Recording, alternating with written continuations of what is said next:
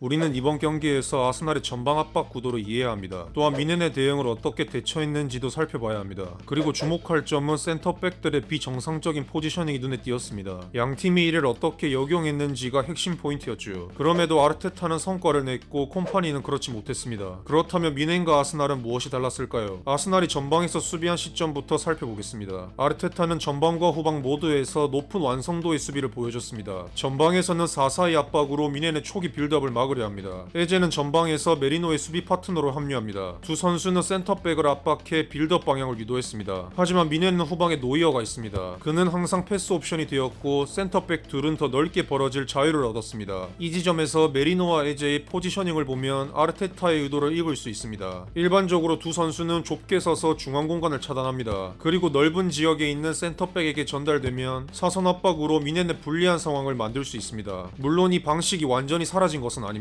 하지만 대부분의 장면은 달랐습니다. 메리노와 에제는 넓게 벌어진 센터백을 우선적으로 마크합니다. 즉 중앙을 열어두고 노이어가 첫 패스를 선택하도록 유도한 것입니다. 이 경우 두 선수 중 한 명이 그림자로 센터백을 가리면서 노이어에게 직접 압박할 수 있습니다. 목표는 노이어의 롱볼을 유도하는 것입니다. 또는 중앙으로 위험한 패스를 끌어내는 데 있었죠. 만약 피벗이 끊어낸다면 단 한 번의 패스만으로도 골문에 근접할 수 있습니다. 게다가 센터백이 애초에 넓게 벌어져 있어 추후 대응도 어려운 구조가 됩니다. 메리노는 오파메카노를 그림자에 가두면서 압박을 가합니다. 에제 역시 요나탄 타를 주시하고 있죠. 라이스는 한 칸 올라와 키미에게 강한 압력을 가하려 합니다. 끊어낼 수 있다면 곧바로 치명적인 기회로 이어집니다. 결국 노이어는 롱볼을 선택할 수밖에 없었습니다. 하지만 이 방식은 이론적으로 아스날에게 위험을 일으킬 수 있습니다. 알다시피 콤파니는 전방 선수들을 높게만 위치시키지 않습니다. 최전방 공격수인 케인도 깊게 내려와 빌드업에 관여합니다. 심지어 칼까지 내려오면 피벗 지역에서 수적 유리함을 가져갈 수 있습니다. 만약 피벗 플레이로 포켓을 열어버리면 위넨은 단숨에 아스날 수비 라인을 마주할 수 있습니다. 따라서 아르테타는 이를 허용하지 않으려 합니다. 자신의 자리를 이탈하더라도 철저히 맨마킹을 유지했습니다. 살리버와 모스케라는 극단적으로 올라가 이를 차단했습니다. 실제로 두 선수가 교차로 전방 깊숙이 올라가는 걸 우리는 확인 가능합니다. 문제는 센터백 뒤 공간입니다. 올리세와 그나브리는 언제든 그 공간을 향해 달릴 수 있습니다. 하지만 미넨은 이를 활용하지 못했습니다. 아스날 후방 라인이 안정적으로 대응했습니다. 또한 내려온 케인을 살리바가 끊어내며 후속 진입을 막았습니다. 심지어 라이머의 뒷공간 침투까지도 사카가 최후방까지 내려와 커버하는 유연함까지 보여줬죠. 하지만 두 센터백이 동시에 전진하면 큰 리스크가 생깁니다. 그래서 피벗 한 명이 두 선수를 마크해야 하는 위험한 상황도 나옵니다. 에제가 그대로 오파메카노를 압박했다면 라이스는 딜레마에 빠집니다. 키미가 편안하게 돌아서서 전개할 수 있습니다. 포켓에 있는 칼에게 곧바로 패스가 들어갈 수도 있죠. 이 지점에서 아스날 전방의 뛰어난 수비 유연성이 드러났습니다. 에제는 상황을 파악하고 우파메카노가 아닌 키미를 견제합니다. 동시에 트로사르가 우파메카노를 압박해 수비 스위칭이 이루어집니다. 스켈리는 빠르게 올라가 스타니시치를 마크합니다. 모스케라는 올리세를 견제해 나머지 공간을 차단해냅니다. 결국 좌측 수적 열세를 막을 수 있었죠. 이에 대한 예시를 보겠습니다. 우파메카노에게 공이 갈 때 에제는 압박하지 않습니다. 대신 트로사르에게 손짓해 압박을 넘겼습니다. 라이스가 동시에 두 명을 막아야 했기 때문이죠. 이를 위해 에제는 내려와 키미를 마크했습니다. 동시에 스켈리가 점프해 스타니시치를 견제합니다. 결국 미네는 다시 백패스를 선택했고 노이어는 롱볼로 이어갈 수밖에 없었습니다. 즉 전방 선수들은 국면을 파악하고 위치 조정을 통해 미넨의 빌드업 구도에 대응한 것이죠. 이에 대한 기본 해답은 스타니시치의 움직임을 활용하는 것입니다. 해당 구도는 맨마킹이 이루어지고 있습니다. 세밀한 움직임으로 이 압박을 벗어나야 합니다.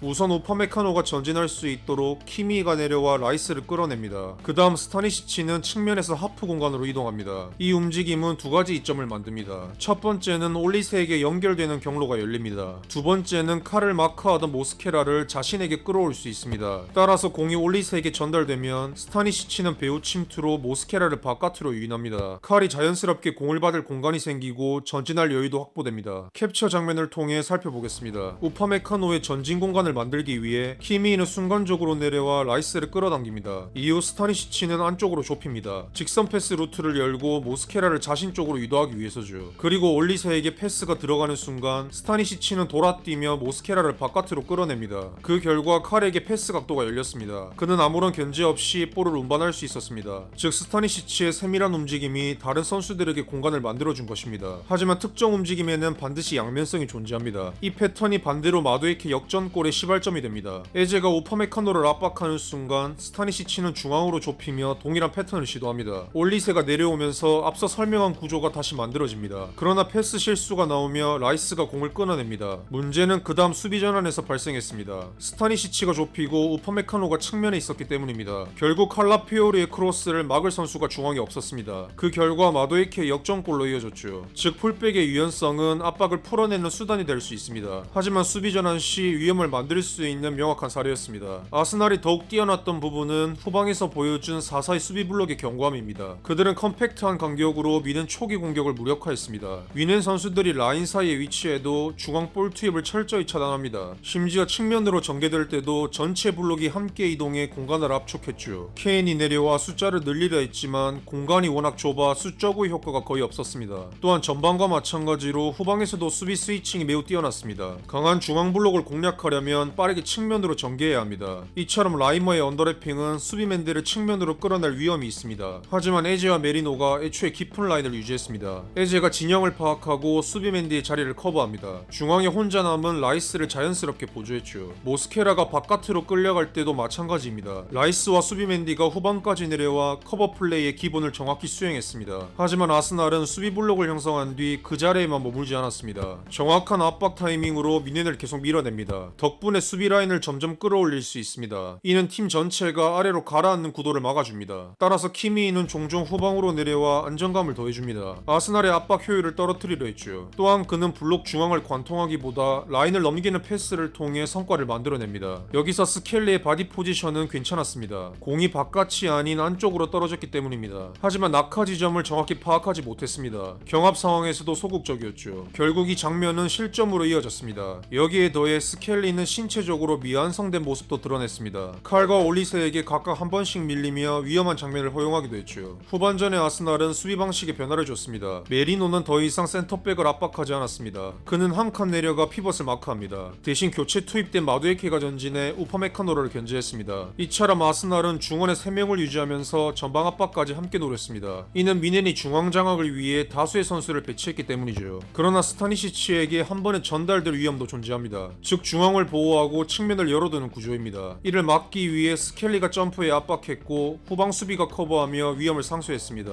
결과적으로 이 방식은 효과적이었습니다. 마두에케와 에제는 전방에 위치합니다. 메리노는 한 칸 내려가 키미를 마크합니다. 마두에케는 곡선 압박으로 롱볼을 측면으로 유도하는 데 성공합니다. 스켈리는 그 공을 경합했습니다. 다음 장면도 동일합니다. 메리노는 피벗을 마크합니다. 에제와 마두에케는 전방 압박으로 측면 롱볼을 유도했습니다. 그 결과 아스날은 소유권을 되찾았습니다. 반면 미넨의 압박은 어땠을까요? 아스날보다 훨씬 더 전방위적인 맨마킹을 가져갔습니다. 특히 후방으로 내려오는 메리노를 막기 위해 요나탄 타가 라인을 버리고 적극적으로 따라붙었죠. 그래서 그 공간을 아스날이 활용할 수 있었습니다. 그 역할을 가장 잘해낸 선수가 사카였죠. 그는 뒷공간 침투를 통해 단번에 공격을 노립니다. 후방 패스를 받아내면서 뛰어난 연결고리 역할도 수행했죠. 라이머 수비를 등으로 버텨내며 볼을 좌우로 연결해주기도 했습니다. 덕분에 아스날은 공격을 지속적으로 이어갈 수 있었죠. 반면 미넨은 아스날과 달리 두 센터백 모두가 전진하는 경우가 많았습니다. 그리고 그 공간을 사카처럼 마두에케가 정확히 파고들었습니다. 미넨 센터백들의 위치를 확인한 모스케라가 공을 한 번에 전방으로 연결합니다. 마두에케는 중앙에서 공을 받아 침투하는 라이스에게 내줍니다. 곧바로 결정적인 찬스로 이어졌죠. 하지만 가장 상징적인 장면은 역시 마르티넬리의 쐐기골입니다. 극도로 높은 센터백 라인 자체가 그의 먹잇감이었습니다. 키미이가 마르티넬리를 제어하지 못했고 노여의 불안한 판단까지 더해집니다. 결국 아스날은 결과를 확정지을 수 있었죠. 이 경기의 핵심은 양팀이 같은 문제를 서로 다른 방식으로 해결하려 했다는 점입니다. 아스날은 블록 안정성을 유지한 채 압박 타이밍을 조율하며 라인을 끌어올렸습니다. 후방 대처에도 뛰어났죠. 미넨은 보다 직접적이고 전방위적인 맨마킹으로 주도권을 잡으려 했습니다. 그러나 지나친 전진 수비는 사카와 마두에케, 마르티넬리에게 지속적으로 노출됐습니다. 결국 이 차이가 승부를 갈랐습니다.